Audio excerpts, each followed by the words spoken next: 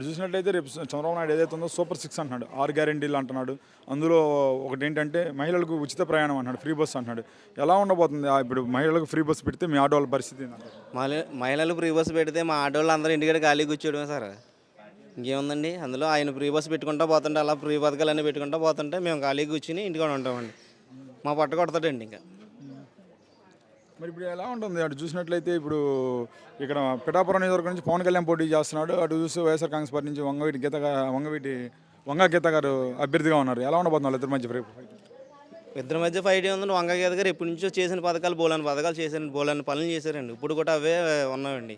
Hospital కూడా ఆవిడ పేరే, గవర్నమెంట్ హాస్పిటల్లో ఎమర్జెన్సీ వార్డు కూడా ఆవిడ కట్టించిందండి.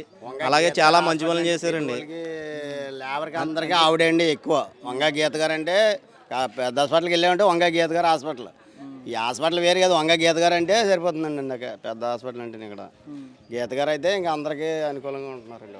మరి పవన్ కళ్యాణ్ ఈసారి గెలుస్తాడని చెప్పేసి అంటున్నారు. ఏదో అంటారులేండి, పవన్ కళ్యాణ్ వెళ్తాడండి.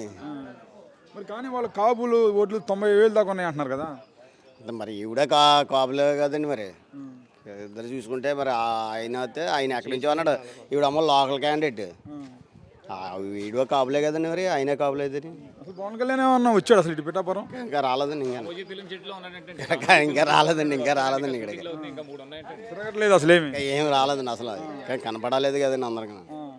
మరి ఎలా ఉంటుంది ఇప్పుడు అటు చూస్తే నిత్యం ప్రజల్లో ఉంటున్నారు కదా వంగ గీత గారు, అతని పవన్ కళ్యాణ్ అసలు రాలేదంటున్నారు. మరి రాలేదండి, పవన్ కళ్యాణ్ గారు అయితే రాలేదు. మరి గీత గారే తిరుగుతున్నారు. మరి ఎందుకని పవన్ కళ్యాణ్ అక్కడెక్కడో గాజువాక భీమవరం రెండు నియోజకవర్గాలు వదిలేసుకుని ఇంత దూరం మళ్ళీ పిఠాపురం వచ్చాడు? పిఠాపురం వచ్చారంటే ఇంకెందండి మరి. ఇంకా